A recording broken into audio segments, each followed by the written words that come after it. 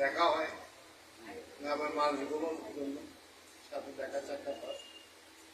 থাকি তো অনেক দূরে ঢাকায় থাকি, সেখানেই আমার প্রায় স্থায়ী বাসস্থান।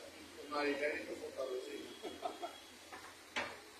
আত্মীয় স্বজন বন্ধু পুজো উপলক্ষে আসলে আমার হিন্দু ভাই বোনদের সাথে দেখা সাক্ষাৎ, তারা কেমন আছে এভাবে এসেছি। সহাবস্থান বহু বছর আবহমানকাল থেকে একসাথে আমরা বসবাস করে আসছি। এখানে ওই ধর্মের বিয়ের বান্ধবী মাসের মধ্যে থেকে অন্যভাবে করি। এখন কিছু লোক থাকে যারা বিভিন্ন কারণে বিভিন্ন উদ্দেশ্যে এগুলাকে বিভিন্ন রং দেওয়ার চেষ্টা করে এবং ফেতনা ফাসাদ বাধায়। এই সমস্ত সময় আমাদের সবারই যারা আমরা আছি, বিশেষ করে মুসলমানদের বেশি দায়িত্ব, যাতে আমাদের হিন্দু ভাই বোনেরা কোন রকমের অসুবিধায় না পড়েন এবং কোনো বাধার সৃষ্টি না। আলহামদুলিল্লাহ হয় নাই। আমি দোয়া করি যেন এরকম ভাবে আমরা সবসময় বসবাস করে যেতে পারি। এটা মনে রাখতে হবে যে তাদের সহায় সম্পত্তি মান ইজ্জত আমানত, বিশাল আমানত। এই আমানত রক্ষা করতে হবে সবাই। তাদেরকে বলি যে এটা তাদের দেশ, তাদের ভিটা মাটি, তাদের সমস্ত কিছু এখানকার। তারা এই দেশের আমি যতটুকু নাগরিক ততটুকু নাগরিক। এর মধ্যে যেন কোনো সন্দেহ কেউ ভোগেন না, জেনারেলি ভোগেন না। যেমন আমার গ্রামের একটু কি এখনো বিপদ আছে, তো দাঁড়াই এখন আমি অসব জায়গায় বলি যে আমার গ্রামে এক ঘর দুই ঘর আছে, কিন্তু ওর কাছে ও থাকলে আর কোন লোক দাঁড়ায়। আমরা ওই ভেদভাবটা করি, করা উচিত নয়। এটা খুবই খারাপ কাজ, অধর্মের কাজ।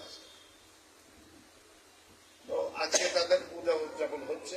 বাঙালির সবচেয়ে বড় পূজা হল দুর্গা পূজা। আজকে নবমী, কালকে বিসর্জন। এই পর্যন্ত যেন কাজগুলো সুন্দরভাবে সুষ্ঠুভাবে হয়। আপনার এলাকাবাসী সবাই দেখবেন। আমি আপনাদেরকে আশ্বস্ত করছি ভক্তবৃন্দ যে আপনারা যেভাবে বোধ করেন সেভাবে সগর্বে সানন্দে এসে পূজা উদযাপন করে যাবেন এবং সর্বশক্তিমানের নিকট দোয়া করবেন যেন আমাদের বাচ্চারা, আপনাদের বাচ্চারা, আমাদের বাচ্চারা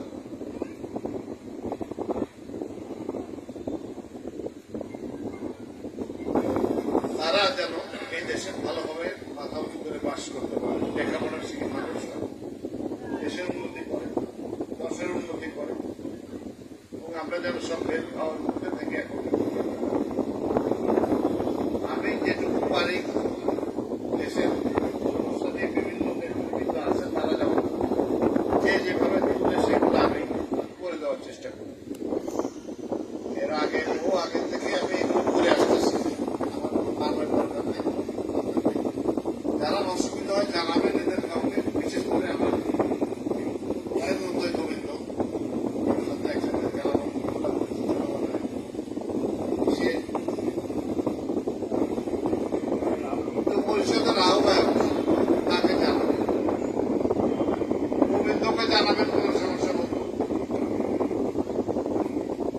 তার সাথে আমার গোবিন্দ, আমার সাথে ভাই যারা আছে বহু লোকের সাথে আমার প্রায় নিয়মিত কথা বলি।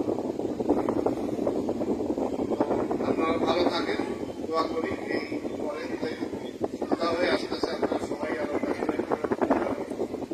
শুরু হবে। ভালো থাকবেন, দোয়া রাখবেন আমার জন্য এবং আমি আপনাদের জন্য সবাই ভালো থাকবেন।